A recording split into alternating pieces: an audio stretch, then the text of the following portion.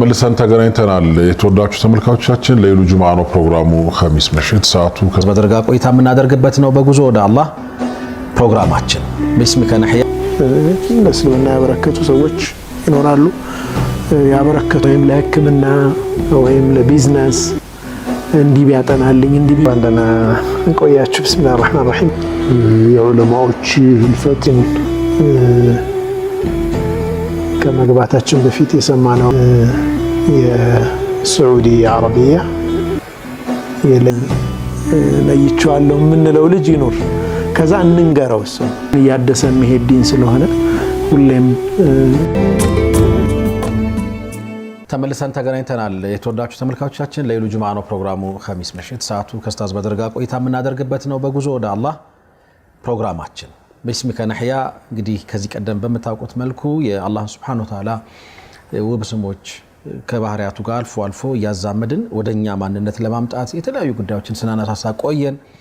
ከዛ በማስከተል ደግሞ ጉዞ ወደ አላህ በሚል አብይ ጉዳይ የሚገርሙ ምዕራፎችን የሚገርሙ እርከኖችን ለማየት እየሞከርን ነው የምንገኘው። ዛሬ ከሳምንት የቀጠለውን ሐሳባችንን ነው ይዘን የመጣ ነው።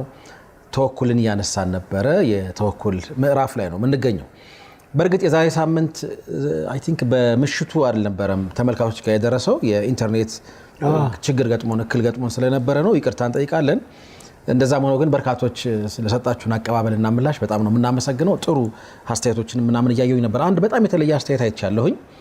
ኡስታዝ አንተ አሳይመንት ከሰጠህ ጊዜ ጀምሮ በየቀኑ አንዳንድ ጁዝ ቁርአን በመቅራት 11 ጊዜ አክትም ያለው የሚል አይቻለሁኝ። ከታች ሌሎችም እንጀምራለን የሚሉ ሐሳቦችንም አይቼ ነበር። አላህ ይቀበለው። በጣም ደስ ይላል። መርሐባ እንኳን ደህና መጣ። እንኳን ደህና ቆያችሁ። ቢስሚላሂር ረህማኒር ረሂም። አልሐምዱሊላሂ ረብል ዓለሚን ወሰላቱ ወሰላሙ ዐላ ረሱሊላህ ሰለላሁ ዐለይሂ ወሰለም። ባረከ አላህ ሰይድና አህመድ። እንግዲህ ከፕሮግራማችን ከመግባታችን በፊት የሰማነው የሀዘን ዜና አለ። የሳዑዲ አረቢያ የለጅነት አልኢፍታ የሚባለው የፈትዋ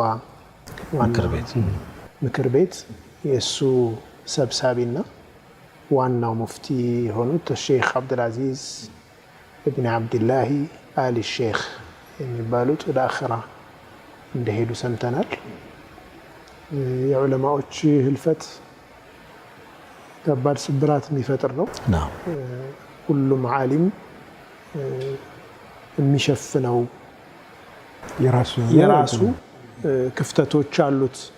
የሚሸፍነው የሚዘጋው ብዙ ጉድ አለ ማለት ሁሉም ዓሊም በያለበት አካባቢ የሚሰጠው አገልግሎት ሰፊ ነውና አላሁ ሱብሓነሁ ወተዓላ ይማራቸው፣ አላህ ይዘንላቸው፣ ስራቸውንም አላህ ይቀበላቸው።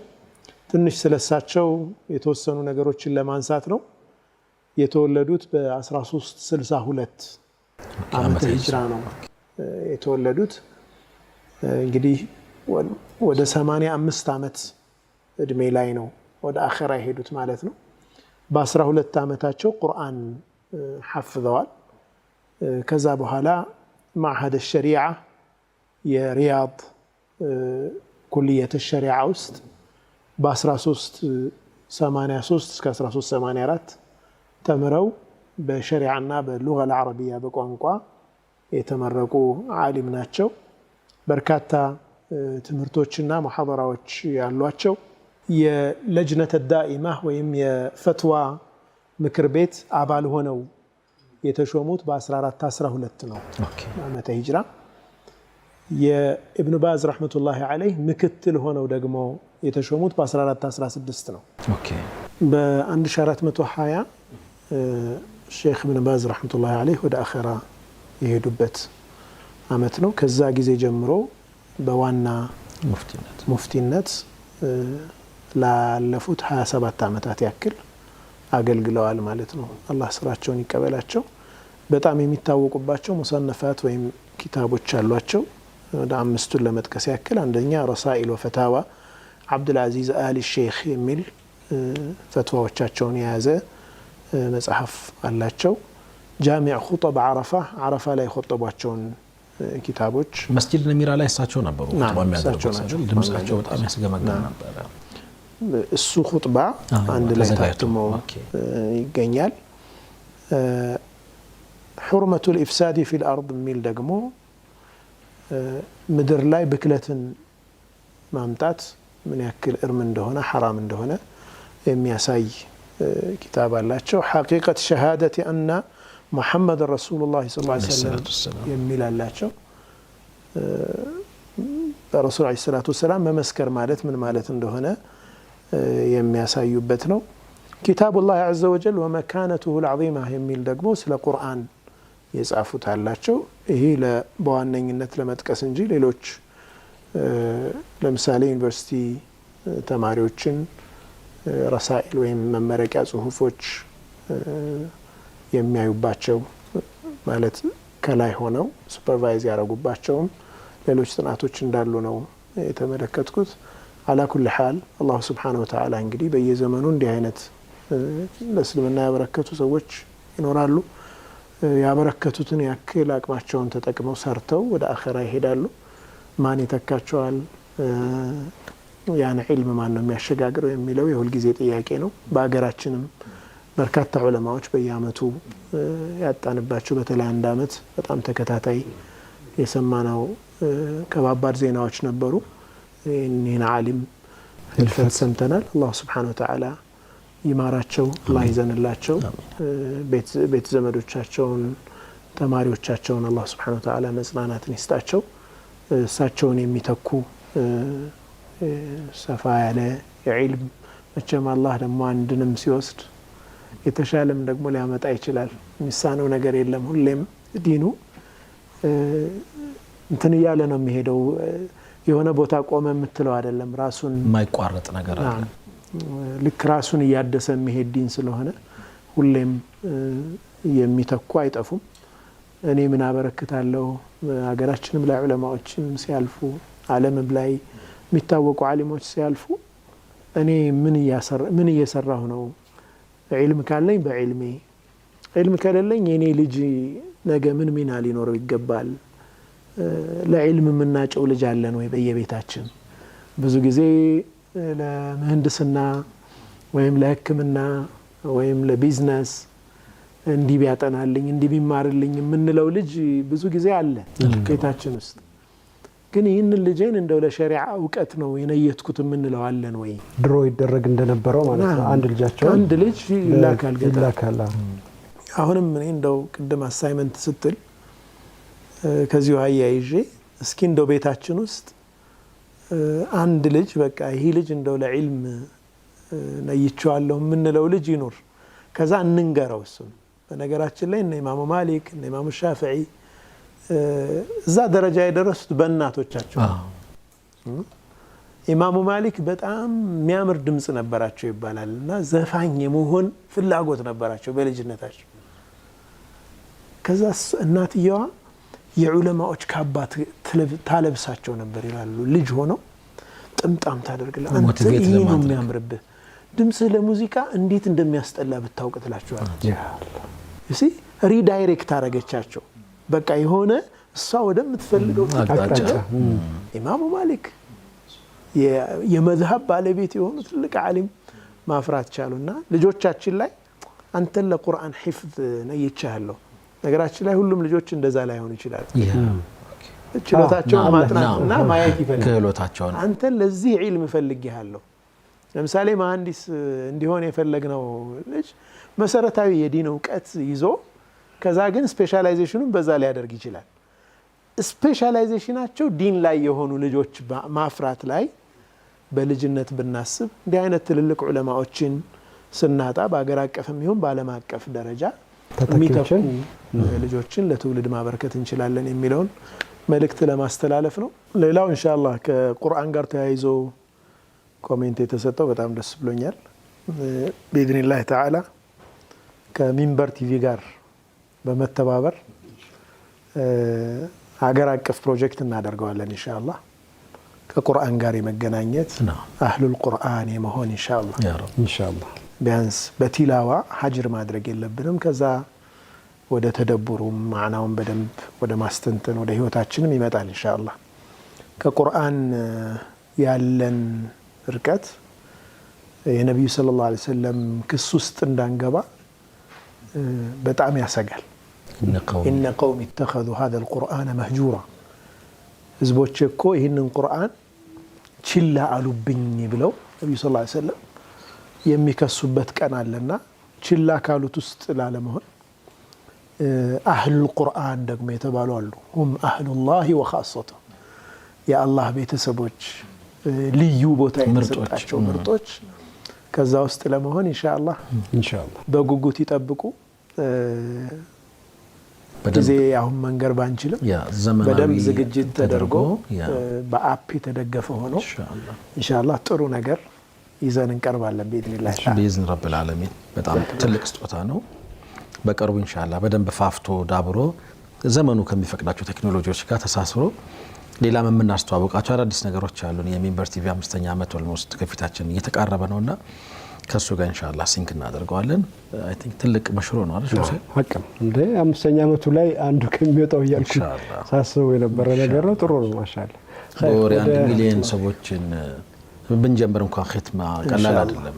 بإذن رب العالمين الله 60 ሚሊዮን ሙስሊም ውስጥ ሱብሃንአላህ 1 ሚሊዮን ቁርአን በየቀኑ አንዳንድ ጁዝ እየቀሩ የሚያختሙ ሰዎች ብናፈራ ቀላል አይደለም። ኢንሻአላህ ግን ከዛ በላይ እናገኛለን ኢንሻአላህ። የተወሰነ እንሂድበትና ተመልሰን ስንመጣ ደግሞ በጥልቀት እናየዋለን። ግን አይ ቲንክ መጀመር ይኖርብናል። خير ኢንሻአላህ ያለነው ተወኩል ላይ ነው። ስለ ተወኩል በርካታ ነጥቦች አንስተናል። ዛሬ ደግሞ እንደው በላጩ ተወኩል የትኛው ነው? ተወኩልስ ደረጃ አለው ወይ? ደረጃው የሚያያዘው ከምን ጋር ነው የሚለውንም ነገር በደንብ እናያለን ኢንሻአላህ። አንዳንድ ጊዜ ተወኩል ከምናደርግበት ዓላማም ጋር ስለሚያያዝ ማለት ነው። ተወኩል የሚደረግበት ጉዳይ ትልቅ ሲሆን የዛኑ ያክል ክብደት ይኖራል። ተወኩል እናያለን ኢንሻአላህ። خير أفضل التوكل ከተወኩል ሁሉ ትልቁ ግዴታ በሆነ ነገር ላይ ያለን መመካት ነው። በአላህ ግዴታ የተደረገብን ነገር ይኖራል እና ያም በመፈጸም ላይ በአላህ ላይ መመካት ማለት ነው። ይህን በሶስት ይከፍሉታል። ዋጅቡል ሐቅ የአላህ ግዴታ አላህ ግዴታ ያደረገብን አለ። ዋጅቡል ኸልቅ አለ። ፍጡራን ደግሞ በእኛ ላይ ግዴታ የሚያደርጉብን የፍጡራን መብት ጋር የተያያዘ ሐቅ ጋር የተያያዘ አለ። ከነፍሳችን ጋር ደግሞ የተያያዘ ግዴታ አለ። ማለት አላህ አዞን መፈጸም ያለብን አለ። ሰዎች ደግሞ ከኛ ጋር ባላቸው ግንኙነት ምሳሌ ወላጅ ከሆን በልጆቻችን ላይ አለብን አይደል? መፈጸም ያለብን ነገር ዋጅብ አለብን። እንደገና ለነፍሳችን ደግሞ ማድረግ ያለብን ነገሮች አሉ ግዴታ። ከሁሉም የሚበልጠውና ሰፊው ተወኩል ግን በጣም ጠቃሚ የሆነው ተወኩል መስለሓ ዲንያ ሃይማኖታዊ ለሆነ ጥቅም ማለት አንድ ሰው ትልቁ ነገር ዲኑ ነው። ለዲን መስለሓ ወይም ጥቅም መስፋፋት ሲባል በአላህ ላይ ያለ መመካት፣ ምድር ላይ ብክለት እንዳይበዛ በመከላከል ላይ በአላህ ላይ መመካት፣ ይሄ የአንቢያዎቹ ተወኩል ነው። የአንቢያዎቹም ስራ ይህ ስለሆነ ማለት ነው። ምድር ላይ የሰው ልጆች የሞራል ልዕልና እንዲኖራቸው ምድር ላይ ያለ ብክለት፣ የስነ ምግባር ብክለት፣ ፊዚካሊም የምድር ብክለት እንዳይኖር መከላከል ነው የአንቢያዎቹ። በዚህ ላይ የአንቢያዎቹ ተወኩል ነው። ከዛ በኋላ ያለው የሰዎች ተወኩል እንደ ሰዎቹ ደረጃ ይለካል አሉ። አንዳንድ ሰው ለንግስና ተወኩል ያለዋል። ለንግስና ማለት ንግስና ጋር ለመድረስ በአላህ መወከል ላይ ያላለ የእለት ጉርሱ ላይ ለአላህ ይወከላል። አጃኢብ አየው ተፋውት አለ ማለት ነው። የእለት ጉርሱን እንደች ካገኘው አላህ እችን አያሳጣኝም ብሎ በአላህ ላይ የሚወከላል። ሁሉም ተወኩል እኮ ነው። አይኔ እንደው መጨረሻ ጣራው ላይ ነው የምፈልገው ብሎ ደግሞ ከፍ ያለ ሂማ ያለው ሰው አለ። ሁለቱም ተወኩል አላቸው። የተወኩላቸው ተፋውት የተወኩሉ ክብደት በያዙት ዓላማ ይወሰናል ማለት ነው። ولذلك ኢማም ኢብኑል ቀይም ምን አሉ? በአላህ ላይ ተወኩሉ ሲድቅ የሆነው ሰው በአላህ ላይ በቃ እርግጠኛ የሆነ ሰው በአላህ ላይ መመካቱን እውነተኛ መመካት ላይ የሆነ ሰው የተመካበትን ወይም ደግሞ እደርስበታለሁ ብሎ ያለመውን ነገር ማግኘቱ አይቀርም። ሱብሃንአላህ። ብዙ ጊዜ ይህንን በህይወታችን የምናየው ነው። የሆነን ነገር በጣም ፈልገ ነው አምርረን ዱዓ ያደረግንበት ነገር ተሳክቶ የምናይበት ብዙ አጋጣሚዎች አሉ። ልባችን ላይ ያለ በአላህ ላይ ያለ መወከል ከዛ ደግሞ ለዛ የምናደርገው ኤፈርት ድካማችን ጥረታችን ወደምንፈልገው ነገር ያደርሰናል። ሲድቁ ተወኩል አንድን ነገር ለማግኘት አንዱ ሸርጥ ነው ማለት ነው። ምንም ሊሆን ይችላል። ለእለት ጉርስም ይነይት ለንግስና ይነይት ሲድቅ ካደረገና ለዛ ከሰራ ከታገ በአላህ ላይ ደግሞ ያለው መመካት ከፍ ካለ እዛ ነገር ላይ የመድረስ እድሉ ከፍተኛ ነው ማለት ነው። የሚገርም ሐሳብ ነው። ምናልባት የነፍስን አይተን ረፍት ብንወጣስ? ኸይር ሶስት ደረጃዎች አሉ ወይም ሶስት አይነቶች አሉ ተወኩል ላይ ብለህናል ኡስታዝ። አንደኛውን ከባዱ ትልቁ ያልከው ከአላህ ጋር ያለውን ነው። እሱን በደንብ እስኪገባኝ ድረስ ታብራራልናለህ ብዬ ተስፋ አድርጋለሁ። ካፍታ ቆይታ በኋላ ተመልሰን ስንመጣ ሌሎችንም እንደዚሁ ደረጃዎች እናያለን።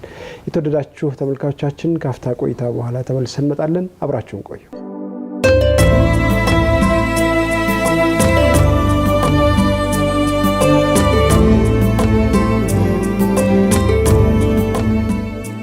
ተመልሰናል። የተወደዳችሁ ተመልካቾቻችን ለይሉ ጁሙዓ ፕሮግራማችን ኸሚስ ምሽት ነው።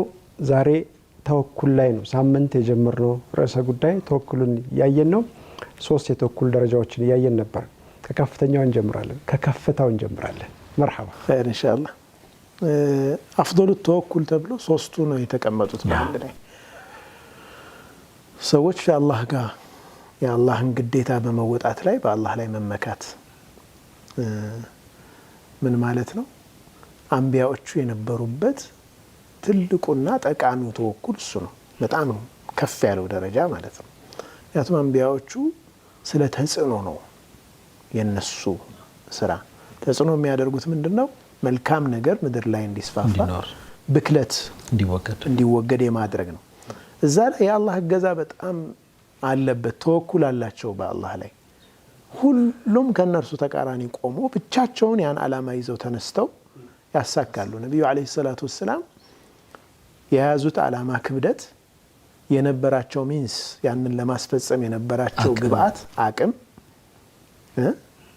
የነበረባቸው ደግሞ ተቃውሞ ተግዳሮቱ ጫናው በዚህ ሁሉ ውስጥ ግን አሳክተውታል። ሱብሃንአላህ። እኔና እናንተ ቁጭ ብለን የምናወራው ስለዛ ዲን ነው። ቢሊዮኖች የሚከተሉት ዲን መሆን ችሏል። ዓለም ላይ ለወደፊት ነጋሲ የሆነው ዲንም እሱ ነው። አውሮፓ ላይ ብትሄድ በሁሉም ዓለም ዘላለማዊ የሆነ እስከ ምጽአት ድረስ የሚቀጥል የመጨረሻውን ሪሳላ ይዘው ሲነሱ ነብዩ ሰለላሁ ዐለይሂ ወሰለም ይወዛሉን በቃ ብቻቸው ተነሱ። በዙሪያቸው ደጋፊ አልነበራቸው። አንድ ሁለት እያለ ከኸዲጃ ጀምሮ ይሄ በአላህ ላይ መመካትን በጣም ይጠይቃል። ይሄ ትልቁ ተወኩል ነው የአንቢያዎቹ ማለት ነው። ከዛ በኋላ ያለው ሰዎች እንደ ደረጃቸው ይለያያል። ቅድም እንዳሰነው ተጽዕኖ ልንፈጥርበት በምንችለው ደረጃ ልክ እና እንደ ሂማችን ይለያያል። ዋጅብ አልኸልቅ የሚባለው ደግሞ በሰዎች ላይ ያለን ግዴታ አለ። ለምሳሌ ወላጅ ሆነን ልጆቻችንን ስናሳድግ በወላጅነት እኮ ግዴታ አለብናል። እነዚህ ልጆች ጥሩ አድርጎ ማሳደግ ኃላፊነት አለብን። ግን ያንተ ጥረት ብቻ በቂ ነው አይደለም። የአላህ ተወኩል ያስፈልገዋል። በቃ አላህ ጋር መመካት ወደ አላህ መቅረብ ይጠይቃል። እኔ የማደርገውን ጥረት ያ አላህ ፍሬያማ አድርግልኝ፣ ልጄን ቀልቡን ሳሊህ አድርግልኝ፣ እንዲህ ብለህ ወደ አላህ የምትጠጋው ነገር አለ። በነፍስ ላይ የምትሰራቸውም ነገሮች እንደዚሁ ነፍስ ላይ ብዙ ዋጅቦች አሉ። በአላህ ጋር የተያያዘ ዋጅብ አለብህ።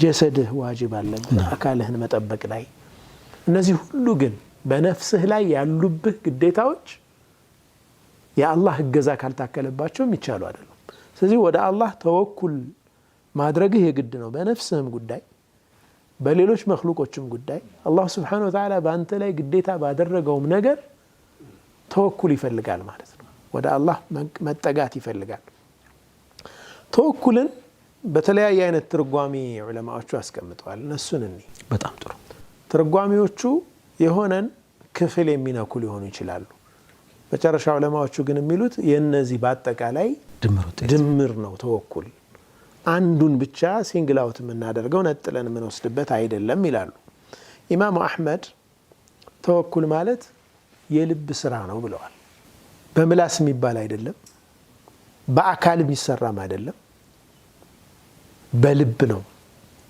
ልብ ጋር የተያያዘ ስራ ነው ማደሪያው እዛ ነው አዎ ማረፊያው ልብ ነው ምላስ እጅ ግስቃሴ አካልህ በሙሉ ያንን ይخدማል ነው ያ ሰበብ ጋር ነው የሚገናኘው ያለህን ተወኩል ለማስፈጸም የምትሮጥባቸው ናቸው ሜዳዎች ናቸው ቀልብህ በአላህ ላይ ብቻ ነው የሚመካው እነዚህ አስባቦች አይደሉም የሚጠቅሙኝ የሚለው ቀልብህ ነው ጀሰድህ ግን አስባቦቹ ጋር ነው የሚሆነው ሱብሃነል መሊክ ይህም ባላንስ መለየት በደንብ ይጠይቃል በጣም ደስ የሚልና ከባድ ጥልቅ ነገር ነው አይ ጀሰድህ የሚንጠለጠለው አስባቡ ላይ ነው ልብህ የሚንጠለጠለው አላህ ላይ ነው ሰበቦቹ አይጠቅሙም ነው የሚለው ልብ ጀሰድህ ደግሞ ልፋ ይላል በሰበቡ ላይ ከተንጠለጠልክ አደጋ ነው ሰበቡ ምንም ተቃራኒ ውጤት ሊያመጣ ይችላል ሱብሃንአላህ በቃ አታቅም ስለ ውጤቱም አታቅም እኮ አላህ ብቻ ነው የሚያውቀው አንዲት እህት አሁን ወደዚህ ፕሮግራም ከመምጣቴ በፊት በጣም ልቧ ተሰብሮ ድምጽ መልእክት ላከችልኝ በጣም ተስፋ ያደረገችው ባለቤቴ ይሆናል ብላ ተስፋ ያደረገችው ሰው ድንገት ስልኳን አያነሳም ዘጋባት በቃ አስበሃል ብዙ ነገር አለማለች ምናምን አይደል ፕላን አድርጋለች ምናምን መናገር እንኳን አትችልም በቃ የልቧን ስብራት በድምጿ መረዳት ቻልኩ አንድ ነገር ነው ያልኳት ይህ ሰው ስለሚጠቅምሽና የሚጠቅምሽ መሆኑንና የማይጠቅምሽ መሆኑን የሚያውቀው አላህ ብቻ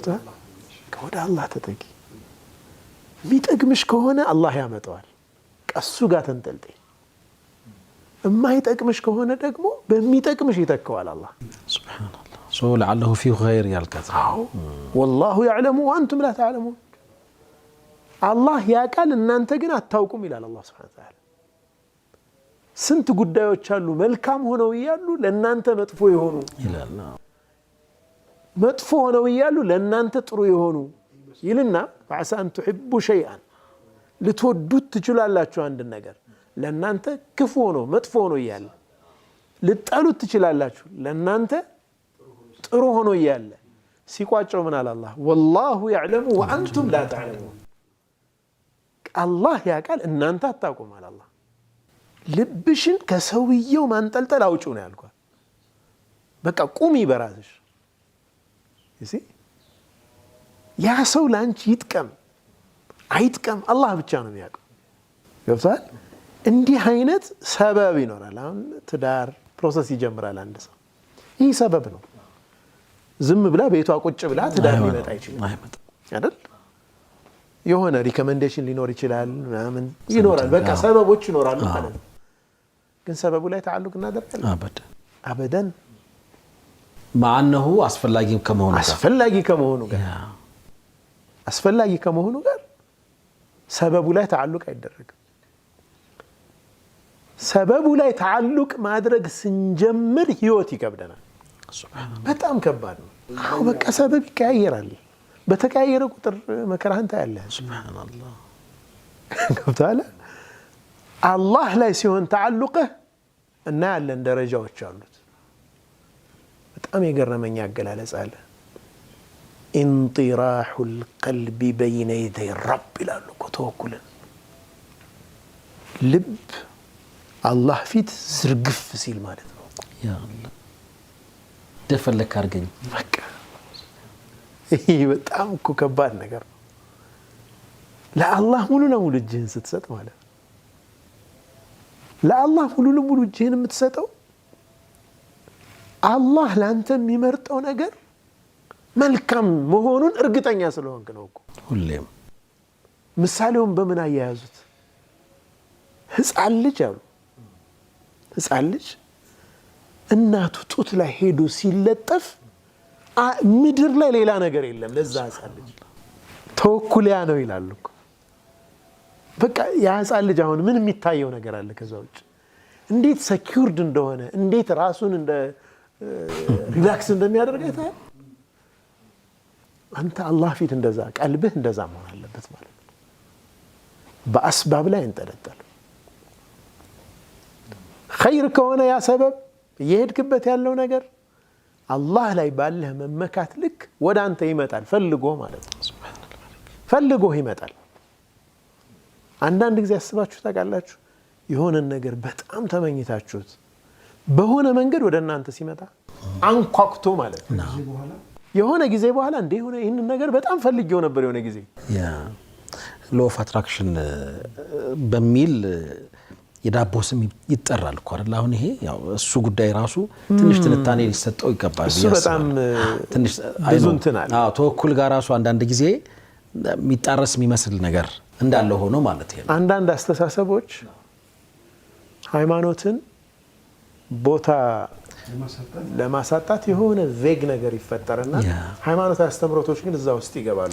እንደዛ አሁን አስለን ይሄ ኒው ኤጅ የሚባለው አይደል አመለካከት እሱ በጣም ጥልቅ ነው። የተንሰራፋ ነው። የሆነ ጊዜ በደንብ በነሄደበት ደስ ይለኛል። ተማም ኢስላም ለምሳሌ ሎ ኦፍ አትራክሽን አንድ ነገር ስላሰብከው ብቻ ይመጣል ይልሃል።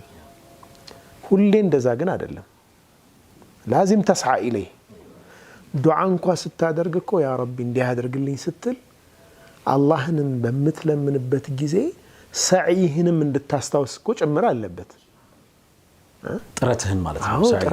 ጥረትህን አብረህ ይህንን ዱዓ ሳደርግ እኔ ምን ያጎደልኩት ነገር አለ፣ እኔ ደግሞ ሰበቡን ማድረስ አለብኝ የሚል ስሜት እኮ አብሮ መኖር መቻል አለበት። በአንተ በኩል የአላህን ተፈጥሮ ህጎች ሳታሟላ አይሆንም እኮ። ያ በተደጋጋሚ አንስቻለሁ። ባለፈው ሳምንት ነው አምስልህ ያይዋ የተፈጥሮን ህግ አትላተሙ። በዛው በህጉ ፍሰሱ። ያንን ህግ እንደ ኃይል ተጠቀሙት ዑለማዎቹ እንጂ እሱን ስትላተም ያው ገላባ ነው ተብሏል። የተፈጥሮ ህግ የለም ላንተ ተብሎ ዩኒቨርስ ራሱን አጀስት አያደርግም። ይሄ ማዕቁል እኮ አይደለም። ሻንተ የሆነ ነገር ፈለክ፣ እኔም የሆነ ነገር ፈለኩ፣ ሁለታችን ፍላጎታችን ተቃራኒ ቢሆን ዩኒቨርሱ እንዴት ነው አጀስት የሚያደርገው ራሱ? ሱብሃንአላህ ማዕቁል አይደለም። አንተ ሳዕይ ካደረክ፣ አንተ የተፈጥሮን ህግ ከኔ በተሻለ ከተገበርክ የተሻለ እድል አለ፣ የተሻለ ውጤት ታገኛለህ። የሚደንቅ ነው በጣም። በነገራችን ላይ አንዳንድ ጊዜ ዑለማዎቹ ምንድነው የሚሉት? አንዳንድ ጸሐፊዎች ረሒመላሁ ኢምራአን ኢዛ ዓሚለ ዓመለን ፈአትቀነሁ ይላሉ ነቢ ሰለላሁ ዐለይሂ ወሰለም። አንድን ስራ አው ከማ ቃለ ዐለይሂ ሰላቱ ወሰላም አንድን ስራ በደንብ አድርጎ አሳምሮ የሰራ ሰው አላህ ይዘንለት የአላህ ረሕመት። ለምንድን ነው ኢምራአን ያሉት? لماذا لم يقل النبي صلى الله عليه وسلم مؤمنا؟ አማኝ ብቻ ሳይሆን ሰው ማንኛውም ሰው አንድን ነገር አሳምሮ ከሰራ በዛ ጉዳይ ላይ ሰክሰስፉል ይሆናል ማለት ነው። ስለዚህ አንተ ሙእሚን ነኝ ብለህ እዛ ላይ ኢትቃን ካጠረ ውጤት አታመጣ። ምንም ፕሪቪሌጅ የለህም አንተ። ቢገርም ነው። ህጉን መጠበቅ አለብህ። ተወኩሉ ዱዓው ምንድነው የሚጠብቀህ? የሚጠቅምህ ተጨማሪ ኃይል ነው የሚሆነህ። ምን ሰበቡን በደንብ አድርሰህ። ለዚህ ምን አሉ ዑለማዎቹ? አላሁ ስብሓነሁ ወተዓላ ምግብ በመመገብ ውስጥ መጥገብን ጽፏል። አላህ ህጉ ነው እሱ። ውሃ በመጠጣት ውስጥ ጥም መቆረጥን ጽፏል። አላህ መጓዝን በመጓዝ ውስጥ ሐጅን ጽፏል። ሄደህ መጓዝ አለብህ። ለመን استطاع اليه سبيلا ችለህ እኮ መንገዱን መድረስ አለብህ ዝም ብሎ እዚህ እኮ ሐጅ አይደረግም በአላህ ላይ የፈለገ ተወኩል ይኖራል ሰበቡ በሆነ መንገድ መደረስ አለበት ሰዒ ያስፈልገዋል ማለት ነው ገብቷል አንዳንድ ጊዜ ነገሮች ተገጣጥመው ግን ሊመጡ የሚችሉበት ኢንሲደንት ሊኖር ይችላል ያ ተፈጥሯዊ የሆነ ሁሌም ይኖራል ለምሳሌ ሐጅ በጣም ፈልገሃል ምናልባት ባለፈው ምርኩዝ ላይ የነበረው አይነት ያ ህፃን ልጅ በነገራችን ላይ በጣም የገረመኝ ነገር የአላህ ስራ ማለት ነው እኔ በጣም ሲያለቅስ ሳየው ያለቀሰው አጎቱ ዑምራ ስለደረሰው ብቻ ነው የሚል ስሜት አልተሰማኝም በወቅቱ ኦኬ ሱብሃንአላህ አጎቴ እዚህ ደረጃ ደረሰ የሚለው ነገር ብሎ አይደለም ብዬ ነው ያሰብኩት ያ አንድ ነገር ነው አንድ ደስታ የሚፈጥር ነው ይሄ ልጅ ራሱን አፍቋል ብዬ ነው አይዋ ሱብሃንአላህ ሴንስ ያረኩት ማለት ነው ይደንቅ ነው እናትየዋ ደውላ ምንድነው ያለች ከረመዳን ጀምሮ ረሱል ናፈቁኝ ያለቀሰ ነው ልጅ ትንሹ ልጅ ይሄ ትንሽ ልጅ የ7 ዓመት ልጅ ያ ረብ አንድ ሰው ዑምራ ደርሶ መጥቶ ነበር ከጎረቤት ማለት ነው እንዴት እናስቆመው ይሄን ልጅ አለች ላ ኢላሃ ኢላ በቃ እኔ ናፈቁኝ ያለቅሳል ሱብሃነል መሊክ በዛ ሰዓት እኔ እንደዛ እንደሆነ የአላህ ውሳኔ ነው በቃ በጣም ይደንቅ ተቀርና የምታውቀው ነገር የለም እኔ አየሁት ልጁን ለቅሶ በጣም አሳዘነኝ ለቅሶ ደግሞ የደስታ ብቻ እንዳልሆነ ሴንስ አደረኩ ሱብሃንአላህ በቃ ነው ዑምራ ልሸፍናል አላህ አንተ ላከው አልহামዱሊላህ አሁን ደርሶ መጣ አንዳንዴ እንደዚህ ሊኖር ይችላል በሁኔታዎች መገጣጠም طيب አንተ ዑምራ እንዲያገኝ ያደረከው ልጅ ሰበብ አደረሰ አላደረሰም አደረሰ እንጂ እዚህ ጋር እኮ ለጥፎ መጣ ባይጽፍ እኮ ማን ያስታውስ ባይጽፍ ማን ያውቃል ኖርማል ታዳሚ ነው በቃ እሺ ጻፋ አንታየው ወደ መድረክ ጋበስከው ሳይ ነው ማለት ነው ተሸፈነልህ ሱብሃንአላህ እና ተወኩል የሚባለው ነገር ነፍየል አስባብንም የሚቀበል አይደለም ምክንያቱም ተወኩል ራሱ ሰበብ ነው አሉ ለስኬት ሱብሃንአላህ አይዋ ሰበብን አንቀበልም የሚል ሰው ተወኩል የለውም ተወኩል ይኖራል በጣም የሚደንቅ አባባል ነው ይሄ ሳምንትም አንስተው ነበር አይደል ተወኩል ራሱ አንዱ የሰበብ ሚንስ ነው ብለሃል ዱዓ ሰበብ ነው ሌሎችም እንደዚሁ ሰበቦች ናቸው እነዚህኛዎቹ ስፒሪቹዋል ህግን ተከትለው የሚሄዱ ናቸው ያ ደግሞ ማቴሪያል ህግን ተከትለው የሚሄዱ ናቸው በቃ በቁሳዊው ዓለም ደግሞ አንተ ማለት አለብህ ምግብ ለማግኘት ያስፈልጋል በጣም የሚገርም ነው ሱብሃንአላህ ያለበዛ ያው እንደ ተራብክ ትቀራለህ ሰውየውም ሌላ ቦታ ወስዶ ያከፋፍሏል አንዳንዶቹ ዑለማዎች ደግሞ ይሄ አንድ የቀልብ ዕውቀት ክፍል ነው ብለዋል ማዓሪፍ أو العلوم القلبية توكل ማለት ዕውቀት ነው ቀልብ ላይ የሚቀመጥ ዕውቀቱ ምንድነው ሰበቡን አደርሳለሁ ሰበቡ ምንም ትርጉም የለውም ወይም ውጤቱ ላይ ውጤት የሚያመጣው አላህ ነው የሚል ዕውቀት ነው ይሄ በጣም ከፍ ያለ አመለካከት ነው በጣም ይገርም አንድ ነገር አወቅከው ሲባል እኮ በቃ ዝም ብሎ ሰበቦች ታዲያ ይሄዳሉ ታስኬዳቸዋለህ ተዓልቅ ግን አይኖርም ስራ ቦታ ገባ ሰበብ ለማድረስ ገባ ከዛ አባረሩ አይጨንቅህም ሌላ ሰበብ ትሞክራለህ የዓለም መጨረሻ አድርጋ አትወስደውም ያንን ጉዳይ እንዴት ግን ነፃነት እንደሚሰጥህ አላህ ወደ አላህ በቀረበ ቁጥር በጣም ምድር ላይ ቀሎህ የምትኖር ሰው አንተ ነው የምትሆነው ሰበብ አይገዛህማ ከሰበብ በላይ ሆነ ነው የምትኖረው አንተ የሚደንቅ ነው ከማን ጋር ነው ግንኙነት ሙሰቢቡ ጋር ነው ከአላህ ጋር ሰበቡን እንዲሰራም እንዳይሰራም ሌላ እንዲቀየርም በተቃራኒ እንዲሄድ ወደፊት ወደ ኋላ እንዲሄድ የሚያደርገው አላህ አልከተርኩም ታዲያ ምን አሉ علم القلب بكفاية الرب للعبد واو قلب ሊያውቅነው አሉ ዕውቀት ነው ተወኩል ማለት አላህ ለባሪያው በቂ መሆኑን ማወቅ ማለት ነው እስከ ማረጋገጥ ይደርሳል ይሄ ዕውቀት እርግጠኝነት ዒልም መካ ዒልም ነው ዕውቀት እኮ ካልክ እንትን ነው አይደለም ምንድነው የተሞከረ የተፈተነ እርግጠኛ የሆንክበት ነገር ነው ያረጋገጠ ኤክስፐሪመንትድ ነው ማለት በቃ የተረጋገጠ ሌሎቹ ደግሞ አይ መረጋጋት ማለት ነው አሉ ተወኩል ይገርም ቅድም ስነሳ ምን ብያለሁ የሁሉም ድምር ነው ብያለሁ ያ የነዚህ አንዳንዶቹ በማንነቱ ተወኩልን ሌሎቹ በውጤቱ ይተረጉሙታል ግን ስትሰበስበው ነው ተወኩል ይሄ ነው ማለት ኦኬ ምን አሉ ሱኩን ነው አሉ ለምን ትጨነቃለህ ይረጋጋል ለምን ትረበሻለህ የመርበድበድ የመሸበር እንትን የለበትም ልብ አይናወጥም አሉ የልብ ነውጥ የለም ልብ ሁሌ እንደተረጋጋ ውጤቶቹ እዛ ጋር የሆነ ነገር ሲሆኑም አይቀየርም ያ አላህ وهذا ما حصل መቼ ሆኗል عبد القادر الجيلاني رحمة الله عليه በጣም የታወቁ ትልቅ ዓሊም አላህን በመገዛት የሚታወቁ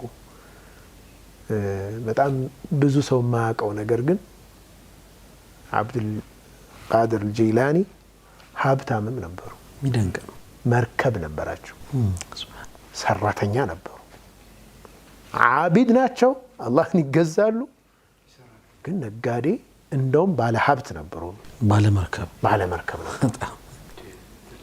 አንድ ሰው መጣና ደንግጦ ሼክ አላቸው መርከቦት ሰጠመች የሚል ሐዘን ዜና ይዞላቸው መጣ አደጋ ደረሰ ጎንበሳሉና ልባቸውን ያዩ ወደ ልባቸው አልহামዱሊላህ ተመልሶ መጣና ትንሽ ቆይቶ የእርሱ አይደለም የሌላ ሰው ነው የሰጠማ አላቸው ሱብሃንአላህ አሁንም ጎንበሳሉና አልহামዱሊላህ አሉ طيب መጀመሪያ ሙሲባ ነው አልহামዱሊላህ ማለት ልክ ነው ኢና ሊላህ ነው የመጀመሪያው አልহামዱሊላህ ለምን አሉ በኋላኛው ላይ አልহামዱሊላህ ብለዋል ሙሲባ ሲደርስ ኢና ሊላሂ ወኢና ኢለይሂ ራጂዑን ነው በኋላ ላይ አልহামዱሊላህ ሁለቱም ጋር አልহামዱሊላህ ለምን አሉ በሁለቱም ኬዝ እኔ ወደ ልቤ እየተመለከትኩ ነበር ሱኩን ላይ ነች ተረጋግታለች ወይስ ተናውጣለች የሚለውን እያየሁ ነበር መጀመሪያ አልহামዱሊላህ ያልኩት ስላልደነገጠች ነው አሉ ሰጠመ ሲባል አልደነገጠችም አሉ ዓዲ ነው ባለችበት ነው ያለችው ልቤ አሉ ያ አላህ ሁለተኛው ደግሞ አልፈነደቀችም አሉ አይዋ ተርፏል ሲባል ደግሞ ባለበት ነው ባለችበት በመሆኑ አላህ Subhanahu Wa Ta'ala እንዲህ አይነት ቀልብ የሰጠህን ጌታ አመሰግናለሁ ማለት ያ ምስጋናው ለአላህ ይሄ ስክነት ከምድር ውጥንቅጥ ከፍ ብለን የምንኖር ሰዎች እንድንሆን የሚያደርገን በአላህ ላይ ያለ ተወኩል ነው ሚደንቅ ትርጓሜ ነው ከስክነት ጋር የተወዳጀ ነው ያሁኑ ሐሳብ እንግዲህ ቀደም ሲል ሲነሳ እንደነበረው ተወኩል በጣም ረቂቅ የሆነ በእለት ተእለት የህይወት እንቅስቃሴያችን ውስጥ ከኛ የማይነጠል ነገር ነው ምክንያቱም ጧት ሲወጣ አንድ ሰው እንደውም እኮ ይባላል አይደል የእውራ ሞራ ቀላቢ ይባላል እንደውም አላህን በዛ መልኩ ያነሱታል ማለት በቃ ምንም አማራጭ የለውም ለመብረር ብቻ የሚያገለግል ክንፍ ነው እንጂ ያለው ምን አይቶ ሊለቅም ይችላል እሱንም ቢሆን ግን አላህ ይቀልበዋል ተብሎ ይነሳል ሱቅ ሲከፈት ምንድነው የሚባል እኮ አንድ ተርም ነበር የመኖቹ በጣም የሚጠቀሙት በኋላም እንደዚህ የኛ አባቶች ምናምን ሲሉ ተሰማ ነበር ይለያል ብቻ ለጊዜው አላስታውስኩትም ያ ረዛቅ ያ ከሪም አይነት ነገር ነው እንደዚህ ያ ፈታሁ ዓሊም ያ ረዛቅ ያ ከሪም ተብሎ ነው ሱቅ የሚከፈት ያው ነጋዴ በተወሰነ መልኩ እነዚህ ሐሳቦች ማለት በቃ ከህይወት እንቅስቃሴያችን የተነጠው አይደለም ተማሪ ሲያጠና ካላጠና ውጤት ማምጣት እንደማይችል ማመን አለበት አይደል ያጠናው ተማሪ የተሻለ ውጤት ያመጣል አይደለ ተወኩላቸው እኮ ሙምኪን አንዳንድ ጊዜ አንድ አይነት ሊሆን ይችላል ግን ይሄኛው የተሻለ ሰበብ ላይ ያኔ ሮጥ ስላለ ማለት ነው እና ከነረቂቅነቱ እጅግ በጣም ለህይወት አስፈላጊ ነገር እንደሆነ አስባለሁ ቀልብ ላይ ነው ማደሪያው ብለናል ያ ሰኪናም ነው የሚል የተለያዩ ትርጓሜዎች አሉት እነዚህ ሁሉ ናቸው ተወኩል ተብሏል እንደውም አንድ አባባል አንድ ወዳጅ ያነሳል ዛሬ እኮ ቁልፍ ላይ ያለን ተወኩል አላህ ላይ የለንም ይላል በቃ በርህን ቆልፈ ስትሄድ የሚሰማ ስሜት አለ አይደለ በዛ ደረጃ ነን ወይ ብሎም የሚያነሳቸው ነገሮች አሉ ሄዶ የተነሳው ጉዳይ ቀላል አይደለም ቀጣይም ሳምንት በደንብ የምናየው ነው ኢንሻአላህ ربنا يبارك فيك استاذنا بدعاء موطات يوطال نتوكل على الله ان شاء الله بسم الله الحمد لله والصلاة والسلام على رسول الله صلى الله عليه وسلم اللهم عليك توكلنا وإليك أنبنا وإليك المصير اللهم عليك توكلنا وإليك أنبنا وإليك المصير حسبنا الله ونعم الوكيل حسبنا الله ونعم الوكيل حسبنا الله ونعم الوكيل اللهم إنا نسألك الثبات في الأمر والعزيمة على الرشد ونسألك موجبات رحمتك وعزائم مغفرتك ونسألك شكر نعمتك وحسن عبادتك ونسألك قلبا سليما ولسانا صادقا ونسألك من خير ما تعلم ونعوذ بك من شر ما تعلم ونستغفرك لما تعلم إنك أنت علام الغيوب سبحان ربك رب العزة عما يصفون وسلام على المرسلين والحمد لله رب العالمين اللهم صل وسلم وبارك على سيدنا محمد وعلى آله وصحبه وسلم شكرا استاذنا ربنا يبارك في وقتك إن شاء الله የተወዳችሁ ተመልካቾቻችን ቆይታችን እስካሁን ነበር ይመስለው እንደተለመደው ቀሪ ሌሊታችሁ በሰላዋት በእስትግፋር በቲላዋ በዱዓ የደመቀ እንዲሆን ተመኘን የሳምንት ሰው አላህ ይበለን ሰላም አለይኩም ወራህመቱላሂ ተዓላ ወበረካቱ